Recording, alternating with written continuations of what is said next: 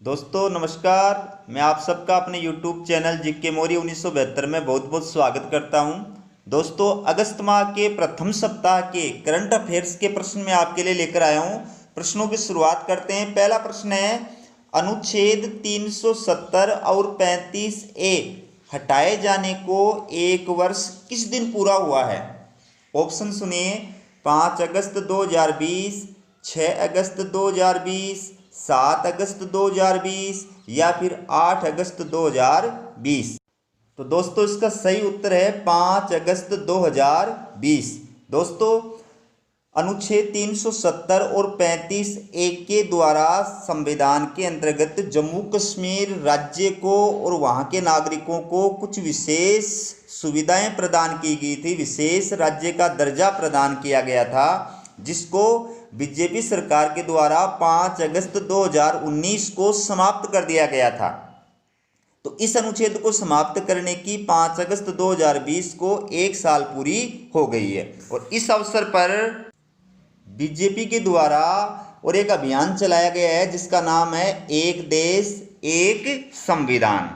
दोस्तों अगला प्रश्न है, यूपीएससी सिविल सेवा परीक्षा 2019 टॉपर कौन है? ऑप्शन सुनिए। प्रतीक कुमार, प्रतिभा वर्मा, प्रदीप सिंह या पुरुषोत्तम वर्मा। तो दोस्तों इसका सही उत्तर है प्रदीप सिंह। दोस्तों यूपीएससी यानी संघ लोक सेवा आयोग द्वारा आयोजित सिविल सेवा परीक्षा 2019 को टॉप करने वाले व्यक्ति का नाम है प्रदीप सिंह। इन्होंने इस एग्जाम में पहला स्थान हासिल किया है और ये सोनीपत के रहने वाले हैं। दोस्तों मैं आपको ये भी बता दूं कि यूपीएससी के वर्तमान अध्यक्ष प्रदीप कुमार जोशी हैं। अगला प्रश्न है, सीपेक का पूरा नाम क्या है? ऑप्शन सुनिए। चीन पाकिस्तान एजुकेशन काउंसिल या चीन पाकिस्तान इकोनॉमिक कॉरिडोर या चीन पाकिस्तान इकोनॉमिक काउंसिल या इनमें से कोई नहीं। तो इसका सही उत्तर है ब यानी चीन पाकिस्तान इकोनॉमिक कॉरिडोर। दोस्तों ये कॉरिडोर चीन के महत्वाकांक्षी बेल्ट एंड रोड इनिशिएटिव के तहत बनाए जा रहे व्यापारिक नेटवर्क का एक हिस्सा है। चीन और पाकिस्तान के द्वारा आपसी व्यापार को बढ़ावा देने के लिए इस कॉरिडोर का ऐलान 2015 में किया गया था। अगला प्रश्न है, स्मार्ट इंडिया हैकाथॉन 2020 का आयोजन कहां पर हुआ था? ऑप्शन सुनिए। चंडीगढ़, भोपाल, नई दिल्ली या बेंगलुरु। तो दोस्तों इसका सही उत्तर है नई दिल्ली में। दोस्तों स्मार्ट इंडिया हैकाथॉन 2020 का आयोजन 1 अगस्त 2020 को ऑनलाइन नई दिल्ली में हुआ था। अगला प्रश्न है, 1 अगस्त 2020 को किस प्रसिद्ध स्वतंत्रता सेनानी की 100वीं पुण्यतिथि मनाई गई थी?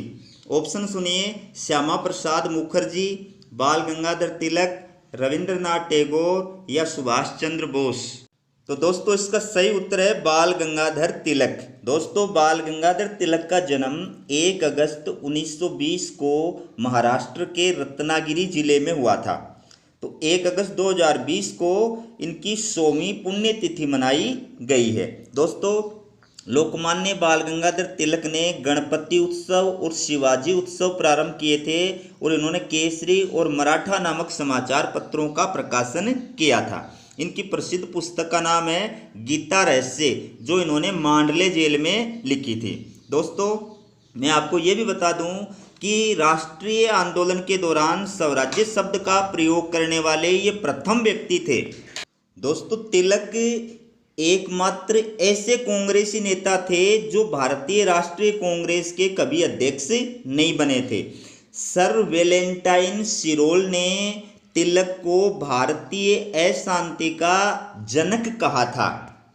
अगला प्रश्न है, मुस्लिम महिला अधिकार दिवस किस दिन मनाया गया था?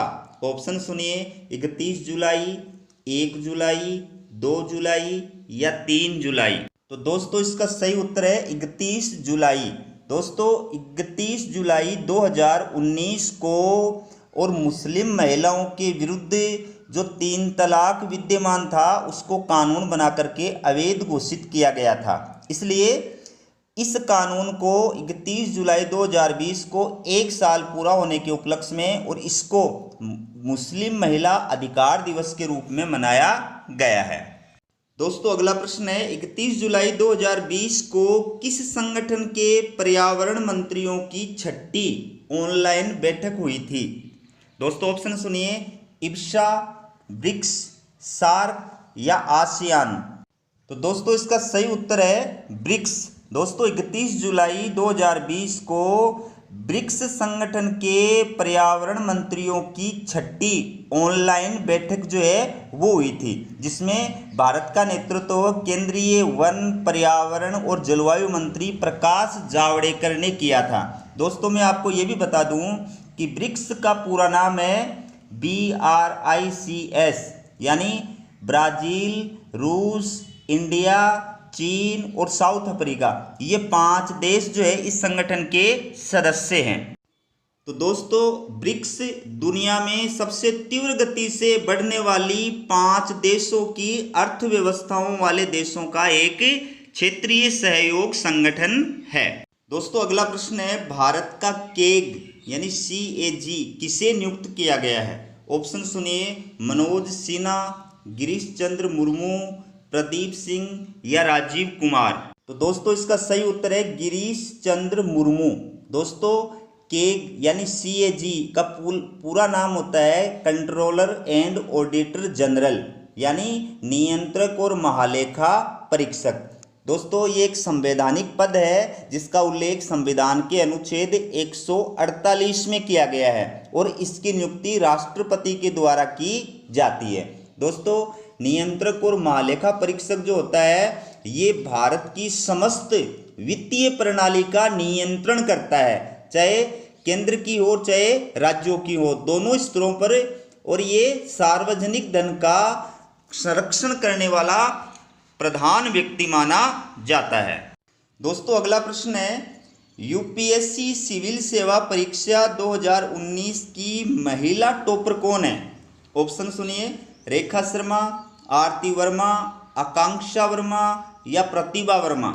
तो दोस्तों इसका सही उत्तर है प्रतिभा वर्मा। दोस्तों प्रतिभा वर्मा यूपी के सुल्तानपुर की है और इनका ऑल इंडिया रैंक में 3रा स्थान रहा है और ये UPSC सिविल सेवा परीक्षा 2019 में महिला टॉपर है, जबकि UPSC सिविल सेवा परीक्षा 2019 का टॉपर जो है वो है प्रदीप सिंह। दोस्तों अगला प्रश्न है, दुनिया के पहले परमाणु हमले के 75 वर्ष किस दिन पूरे हुए हैं? ऑप्शन सुनिए, 5 अगस्त 2020, 6 अगस्त 2020, 9 अगस्त 2020 या 31 जुलाई 2020। तो दोस्तों इसका सही उत्तर है 6 अगस्त 2020। दोस्तों दुनिया में पहला जो परमाणु हमला किया गया था वो 6 अगस्त 1945 को अमेरिका के द्वारा जापान के शहर हिरोशिमा पर किया गया था। ठीक है, तो इस हमले को 75 वर्ष जो है वो 6 अगस्त 2020 को पूरे हो गए हैं। अगला प्रश्न है, जम्मू कश्मीर के नए उपराज्यपाल यानी LG किन्हें नियुक्त किया गया है? ऑप्शन सुनिए, गिरीश चंद्र मुर्मू, मनोज चौधरी, मनोज सिन्हा या यशवंत सिन्हा। तो दोस्तों इसका सही उत्तर है मनोज सिन्हा। दोस्तों मनोज सिन्हा जम्मू कश्मीर के नए LG यानी लेफ्टिनेंट गवर्नर जो है वो नियुक्त किए गए हैं और इन्होंने गिरीश चंद्र मुर्मू के जगह पर जो है ये पद हासिल किया है। गिरीश चंद्र मुर्मू उनसे पहले जम्मू कश्मीर के LG थे जिन्होंने उस पद से त्यागपत्र दे दिया है और अब वो CAG नियुक्त किए गए हैं। दोस्तों अगला प्रश्न है, 9 अगस्त को महात्मा गांधी द्वारा किस आंदोलन का प्रारंभ किया गया था? ऑप्शन सुनिए, असहयोग आंदोलन, सविनय अवज्ञा आंदोलन, भारत छोड़ो आंदोलन या व्यक्तिगत सविनय अवज्ञा आंदोलन। तो दोस्तों इसका सही उत्तर है भारत छोड़ो आंदोलन। दोस्तों मैं आपको क्लियर कर दूं कि भारत छोड़ो आंदोलन प्रारंभ करने की घोषणा 8 अगस्त को की गई थी, लेकिन इस आंदोलन का प्रारंभ 9 अगस्त को हुआ था। और ये आंदोलन प्रारंभ करने का जो प्रस्ताव है और घोषणा है वो मुंबई अधिवेशन 8 अगस्त 1942 में की गई थी।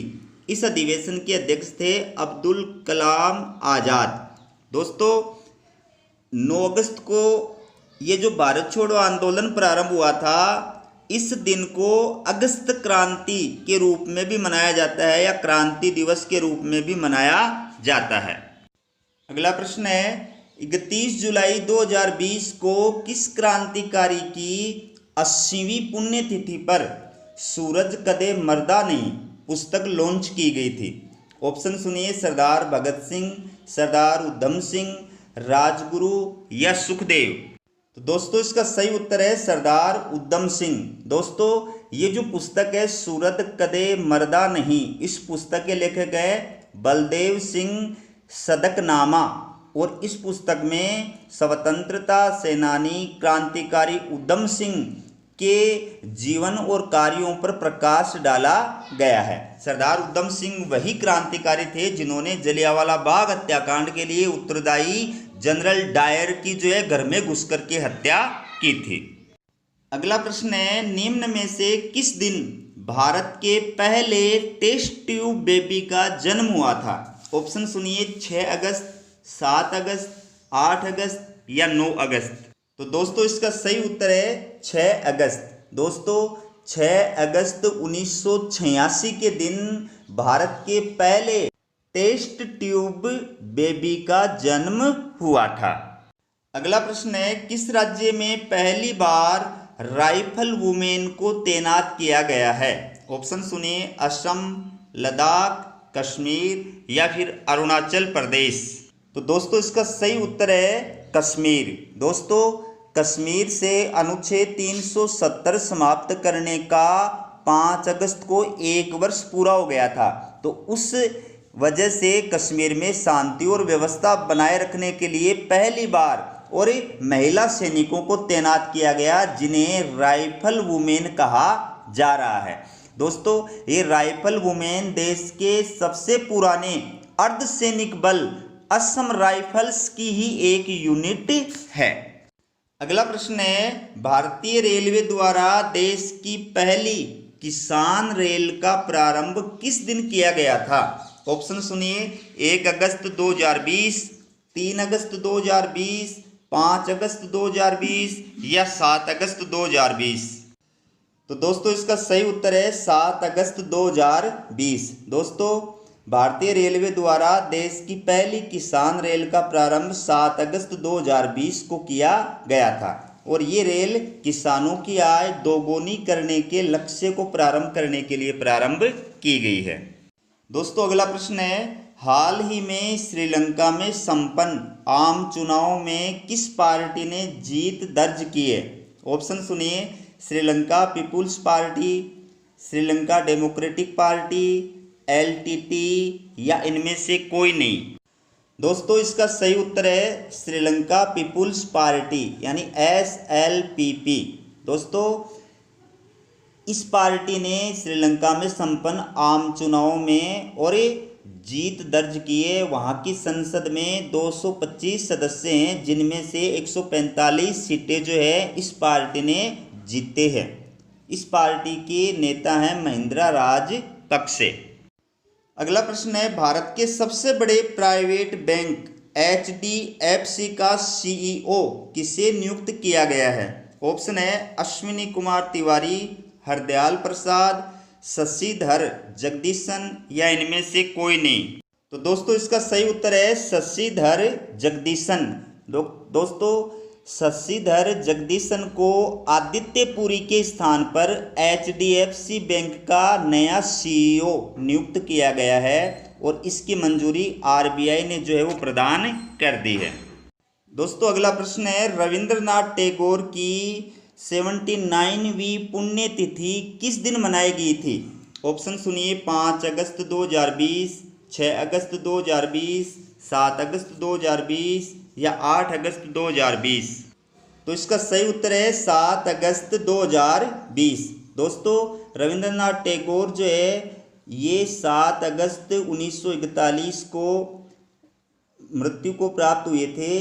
तो 7 अगस्त 2020 को इनकी 79वीं पुण्यतिथि मनाई गई है। दोस्तों रविंद्रनाथ टैगोर को गीतांजलि के लिए साहित्य का नोबेल पुरस्कार भी 1913 में प्रदान किया गया था और इन्होंने ही गांधी जी को महात्मा की उपाधि प्रदान की थी। दोस्तों इन्होंने ही भारत के राष्ट्रगान जन गण मन अधिनायक की रचना की थी और इसके साथ ही इन्होंने बांग्लादेश के राष्ट्रगान आमार सोनार बांग्ला की भी रचना की थी। अगला प्रश्न है चर्चित पुस्तक द एंड गेम के लेखक कौन हैं?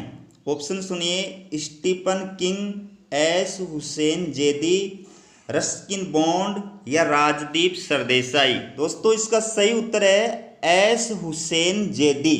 दोस्तों इस पुस्तक में राजनीति, विश्वासघात और अकल्पनीय आतंकवाद का उल्लेख किया गया है। अगला प्रश्न है एसबीआई क्रेडिट कार्ड कंपनी के सीईओ किसे नियुक्त किया गया है? ऑप्शन सुनिए, आदित्य पुरी, अश्विनी कुमार तिवारी, हरदयाल प्रसाद या शशिधर जगदीशन। दोस्तों इसका सही उत्तर है अश्विनी कुमार तिवारी। दोस्तों एसबीआई क्रेडिट कार्ड कंपनी देश की दूसरी सबसे बड़ी क्रेडिट कार्ड कंपनी है जिसके सीईओ अश्विनी कुमार तिवारी को नियुक्त किया गया है और ये हरदयाल प्रसाद के स्थान पर नियुक्त किए गए हैं। अगला प्रश्न है आत्मनिर्भर भारत ऐप नवोन्मेष प्रतियोगिता 2020 के तहत सोशल मीडिया श्रेणी में किस ऐप को विजेता घोषित किया गया है? ऑप्शन है चिंगारी app, ShareChat app, Vidmate app या स्नैक वीडियो ऐप। इसका सही उत्तर है चिंगारी ऐप। दोस्तों इस प्रतियोगिता के तहत भारतीय उद्यमियों द्वारा विकसित की गई 24 बेहतर मोबाइल ऐप के विजेताओं की 8 अगस्त को घोषणा की गई थी, जिसमें चिंगारी ऐप को जो है वो आत्मनिर्भर भारत ऐप नवोन्मेष प्रतियोगिता में सोशल मीडिया श्रेणी के तहत प्रथम विजेता घोषित किया गया है। अगला प्रश्न है चर्चित पुस्तक ए सॉन्ग ऑफ इंडिया के लेखक कौन है? ऑप्शन है Ruskin Bond, Stephen King, Baldev Singh Sadaknama या एस हुसैन जैदी। दोस्तों इसका सही उत्तर है रस्किन बॉन्ड।